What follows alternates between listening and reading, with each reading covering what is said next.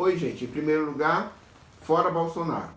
Vamos hoje, textos e contextos, conversar um pouco sobre as táticas e as estratégias de derrotar esse governo de extrema-direita que hoje governa o Brasil e esmaga o nosso povo.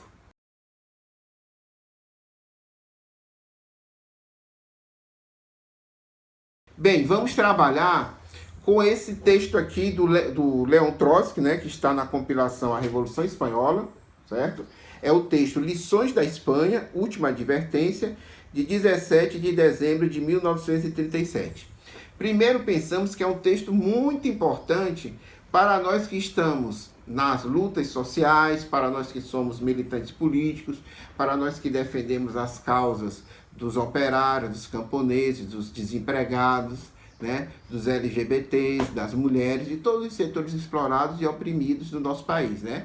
Uma luta que é uma luta titânica, né? Contra as forças do latifúndio, contra as forças do imperialismo, né? Contra as forças da exploração capitalista e da reação.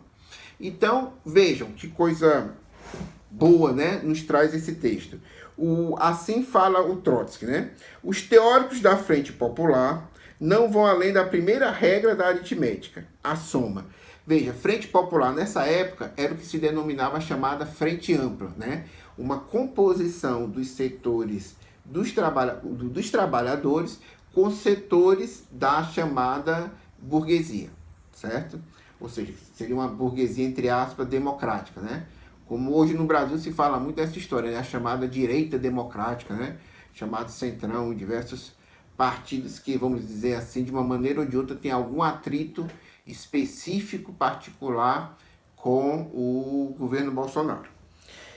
Então, assim, a soma de comunistas, de socialistas, de anarquistas e de liberais é maior que cada um de seus termos. Porém, a aritmética não basta. Faz falta ao menos conhecimento de mecânica. A lei do paralelogramo de forças se verifica também na política. A resultante é, como se sabe, tanto menor quanto mais divergentes forem as forças entre si. Quando os aliados políticos puxam em direções opostas, a resultante é zero.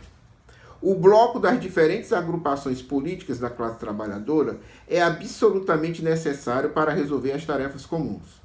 Em certas circunstâncias históricas, um bloco desse tipo é capaz de arrastar as massas pequenos burgueses oprimidas, cujos interesses estão próximos aos do proletariado, já que a força resultante desse bloco pode ser muito maior que as forças de cada uma das partes em separado.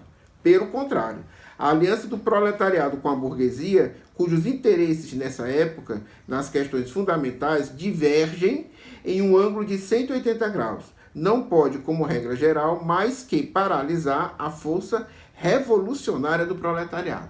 Então vejam bem, hoje, no Brasil, né?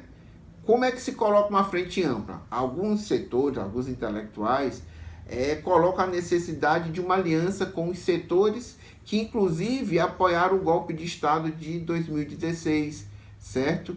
Que sustentaram o governo Temer, que não se mobilizaram na defesa, por exemplo, dos direitos trabalhistas, né, da maioria da população trabalhadora do país, né, que se calaram diante da ofensiva do governo Bolsonaro contra os trabalhadores, contra as trabalhadoras, contra os indígenas, contra os negros, né? Quer dizer, que inclusive dão sustentação no parlamento a diversas derrotas que foram sofridas pela maioria da população brasileira, né? Então, veja, como é que se você fizer uma composição com esses setores, né, que se expressam desde o Centrão, democratas, MDB, certo? O PSDB, né?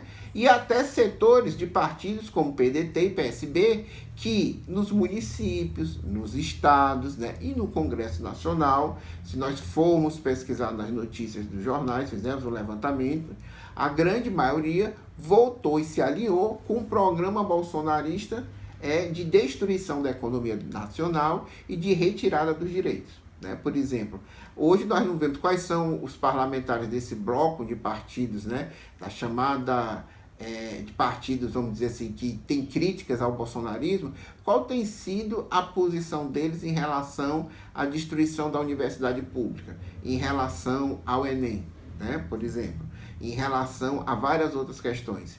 Então, se houver uma soma, como coloca o Trotsky aqui, se você unir os movimentos sociais que têm determinados interesses, reforma agrária, estatização do sistema financeiro, estatização do sistema de saúde, a vida acima do lucros, com esses setores que têm oposições críticas ocasionais ao projeto bolsonarista, ao invés de somar forças, vai reduzir forças.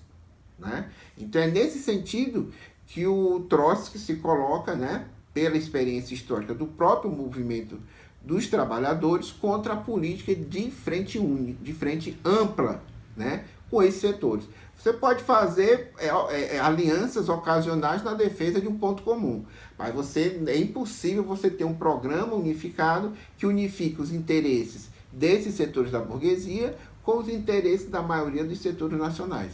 Essa política de frente ampla levou a muitas derrotas dos movimentos sociais na história.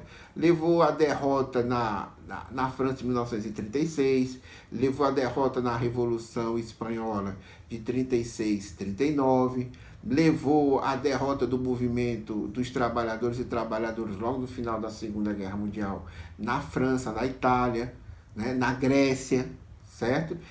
Aqui na América Latina, o Chile, né, foi um exemplo dessa tendência de frente ampla, e inclusive de priorizar não a ação direta e a auto-organização das massas, mas simplesmente o terreno eleitoral supraestrutural, conduziu à derrota, né? A derrota significativa que tivemos do projeto, né, do Partido dos Trabalhadores diante do golpe de Estado, né? A priorização de alianças com esses partidos, MDB, PDT, PSB, né, na defesa do governo, né, vimos que no final, ou eles apoiaram explicitamente o impeachment, né, certo? A face parlamentar do golpe de Estado, né, ou então se omitiram. Né?